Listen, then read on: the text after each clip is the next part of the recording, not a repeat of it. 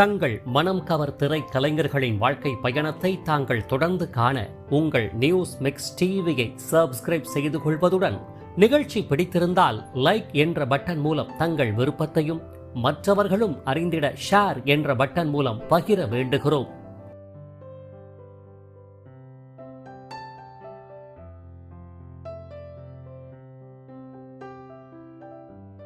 News mix TV தங்கள் அனைவரையும் அன்புடன் வரவேற்கிறது.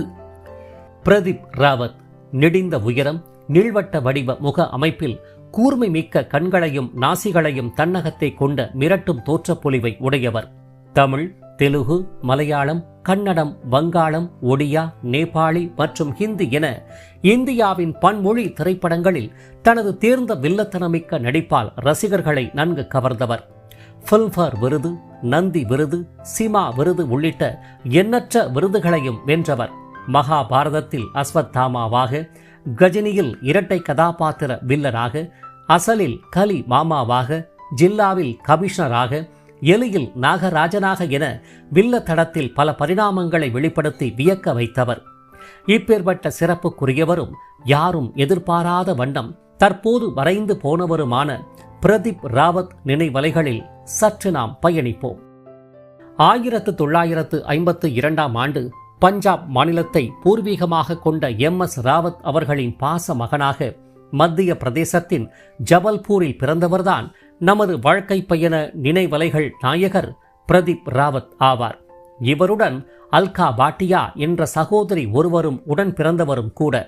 தனது பள்ளி படிப்பு மற்றும் கல்லூரி படிப்பை மத்திய பிரதேசத்தில் வெற்றிகரமாக முடித்த பிரதீப் அவர்கள் சிறுவயது முதலே நாடக கலைகளின் மீது கொண்ட ஈடுபாட்டின் காரணமாக டெல்லி மற்றும் மும்பை மாநகரில் இயங்கி வந்த சிறு சிறு நாடக குழுக்களில் தன்னை இணைத்துக் கொண்டு மிளிரவும் ஆரம்பித்தார்.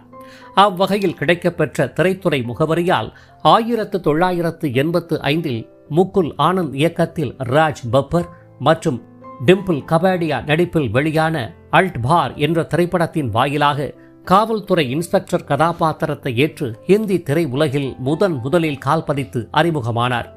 இத்திரைப்படத்தின் அறிமுக வெற்றியை தொடர்ந்து அனில் கபூருடன் மேரி ஜங், ஆப்கி சாத், சன்னி தியோலுடன் சமுந்தர், ஜாக்கி ஷெராப்புடன் காஷ் என தொடர் திரைப்படங்களில் பெரிதளவில் முக அடையாளமின்றி தலைக்காட்டி வந்தவரை புகழின் உச்சத்தில் அமர்த்தி அழகு பார்த்தது வெள்ளித்திரை அல்ல, சின்ன திரை ஆகும்.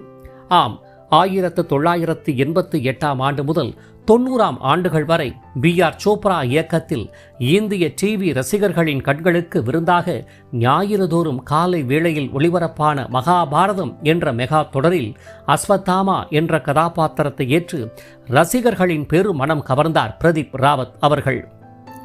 இத்தொடரின் வெற்றியை தொடர்ந்து தெகி ஹாட், சந்திரகாந்தா, யுக் உள்ளிட்ட தொடர்களில் பிரதான வேடங்களை ஏற்று தொலைக்காட்சி தொடர் ரசிகர்களின் உள்ளம் நிறைந்து வந்தார் பிரதீப் ராவத் எனில் அதை மறுக்க இயலாது.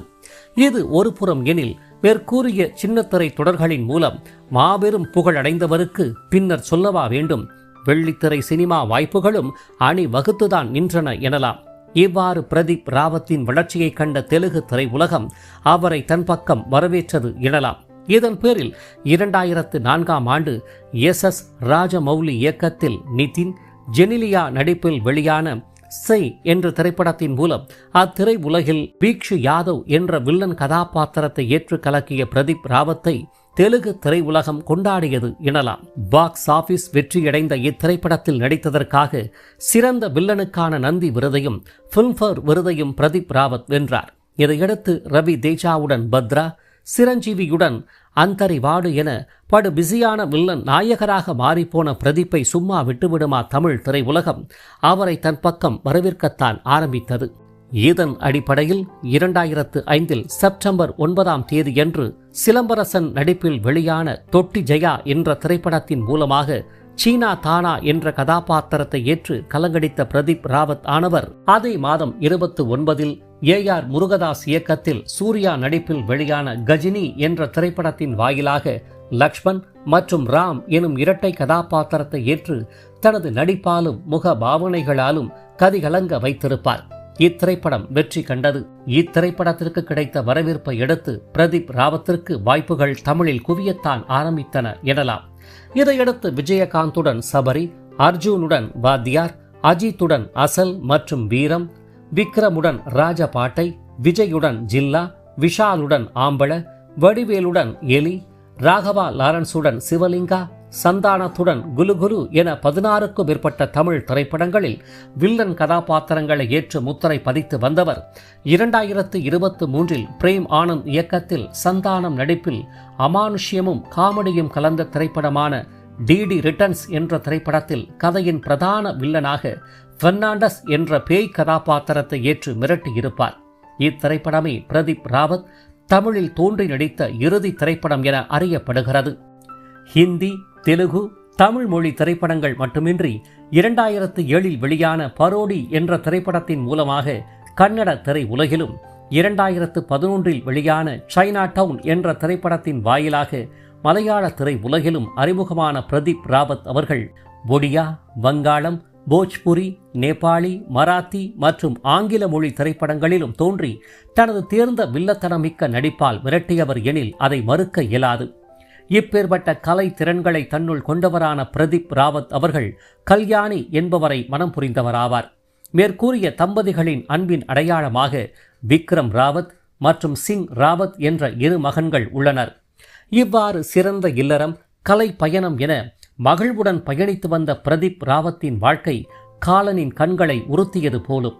2001ஆம் ஆண்டு இரத்த புற்றுநோயால் பாதிக்கப்பட்ட பிரதீப் அந்நோய்க்கான தொடர் சிகிச்சைகளை மன உறுதியுடன் மேற்கொண்டு வந்த நிலையில் அதிலிருந்து படிப்படியாக மீண்டு வந்த வேளையில் பூரண குணமடைந்து விடுவார் என குடும்பத்தினரும் நண்பர்களும் எண்ணியிருந்த போதுதான் புற்றுநோயின் கடுமையான தாக்கம் அதிகமாக முன்னர் போல மீண்டு வந்து விடலாம் என மன வலிமையுடன் போராடி வந்தவர் இம்முறை வெற்றி பெற முடியாமல் தோற்றுதான் போனார் என்றே கூற வேண்டும்.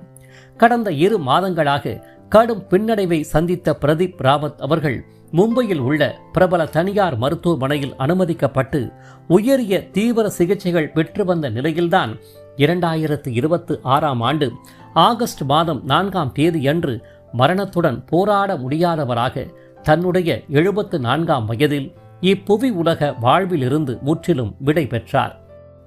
எவ்வாறு தனது தேர்ந்த முக பாவனைகள், வில்லத்தனமிக்க நடிப்பால் இந்தியாவின் பன்மொழி திரைப்படங்களில் தோன்றி நடித்து ரசிகர்களின் உள்ளம் கவர்ந்த வில்லன் நாயகராக அவர்தம் மனங்களில் நிலைபெற்று போன பிரதீப் ராவத் அவர்களின் நினைவலைகளானது அவர் தோன்றி நடித்த கலை படைப்புகளின் வாயிலாக என்றும் மறையாது பயணித்துக் கொண்டே இருப்பார் எனில் அது மிகையாகாது. இவரை போன்ற வில்லன் கதாபாத்திர கலைஞர்களான சென்னையின் மைந்தரும், சிறுவயது முதலே நாடக ஈடுபாட்டால் வளர்ந்தவரும், வெற்றி விழாவின் ஜிந்தாவாக, சின்ன கவுண்டரில் சக்கர கவுண்டராக, வேட்டைக்காரனில் வேத நாயகமாக என நடிப்பால் மிரட்டியவரும், யாரும் எதிர்பாராத வண்ணமாக மறைந்து போனவருமான சலீம் கவுஸ் அவர்களின் வாழ்க்கை பயணத்தை மேலே தோன்றும் இணைப்பின் மூலமாகவும், கோயம்புத்தூரின் புதல்வரும் கே பாக்யராஜின் முதல் கலை ஹீரோவும், சின்ன பசங்க நாங்க, அறுவடை நாள், சின்ன ஜமீன் உள்ளிட்ட திரைப்படங்களில் மிரட்டியவரும், கதையாசிரியர், எழுத்தாளர் மற்றும் இயக்குனர் எனும் பன்முகங்களை கொண்டு ஜொலித்து வந்த போதே திடீரென மறைந்து போன RP விஸ்வம் அவர்களின் வாழ்க்கை பயணத்தை மேலே தோன்றும் இணைப்பின் மூலமாகவும், மதுரை மண்ணின் மைந்தரும், ஹோட்டல் பணியாளரும், கலை ஈர்ப்பால் பின்னணி குரல் கலைஞராக திரை உலகில் கால் பதித்து வில்லன் நடிகராக அறிமுகமாகி பின்னர் கால ஓட்டத்தால் குணச்சித்திர கலைஞராக உயர்ந்தவரும், தற்போது திரை உலகிற்கு குட் பை கூறிவிட்டு அமைதியான வாழ்வில் பயணிப்பவருமான திரு ராஜீவ் அவர்களின் வாழ்க்கை பயணத்தை மேலே தோன்றும் இணைப்பின் மூலமாக மட்டுமல்லாது தாங்கள் பார்த்து கொண்டிருக்கும் வீடியோவின் கீழே காணப்படும் டிஸ்கிரிப்ஷன் பகுதியில் பிரத்யேகமாக வழங்கப்பட்டுள்ள இணைப்புகள் வாயிலாக மேற்கண்ட மறக்க முடியாத திரைக்கலை நாயகர்களின் அரிய தகவல்கள் மற்றும் குடும்ப புகைப்படங்கள் நிறைந்த சிறப்பு வாழ்க்கை பயணத்தை தாங்கள் அனைவரும் முழுமையாக அறிந்து கொள்ளலாம்.